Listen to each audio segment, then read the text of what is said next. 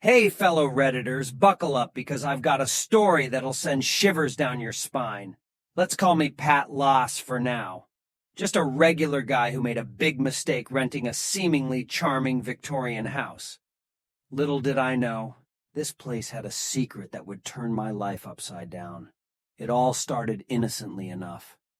I moved into this old house that oozed vintage vibes. But soon I started noticing these bizarre shadows. Not just ordinary ones, mind you. We're talking shadows that moved like they had a life of their own. At first I brushed it off, thinking my mind was playing tricks. But when these shadows started dancing around corners and whispering secrets only they knew, I knew I was in trouble. One day, while exploring the attic, I stumbled upon an ancient-looking book called The All-Seeing Eye. And let me tell you, this book was straight out of a horror movie. The cover had this freaky eye surrounded by weird patterns that practically screamed, "Stay away." But did I stay away? Nope. I'm a curious cat, and curiosity got the better of me. Turns out this book wasn't your run-of-the-mill paperback. It was a manual on summoning demons from hell. Yeah, you read that right. I was simultaneously freaked out and fascinated. So in a moment of stupidity, I decided to try one of the rituals. I mean, what could go wrong, right? Well, apparently, a lot. Nothing happened immediately, and I breathed a sigh of relief. But that relief was short-lived because the shadows, those pesky, eerie shadows, they went haywire.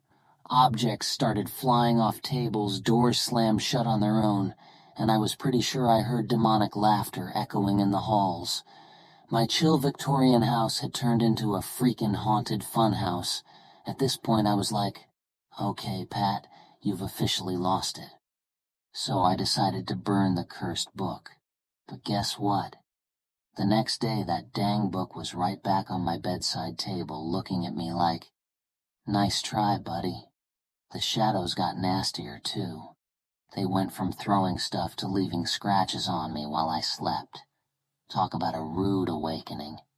I knew I had to get rid of this book, but no matter what I did, burning, burying, throwing it into the river, it came back. It was like a bad penny that just wouldn't quit. I was living in a constant state of anxiety, barely sleeping, and wondering if I was losing my mind. Eventually, I decided enough was enough. I went full detective mode, researching the book's history and the rituals it contained. Turns out the book was some ancient artifact with a serious vendetta against me. But armed with knowledge, I faced the shadows head-on. I concocted this janky talisman, recited some counter-incantation, and boom, my house turned into a battleground. I won't lie, it was like a scene from a horror movie. Shadows twisting and swirling, lights flickering, and me standing there with my makeshift talisman like a total lunatic. But guess what? It worked. The shadows dissipated, and I felt this weird mixture of relief and triumph. I had beaten the curse of the all-seeing eye.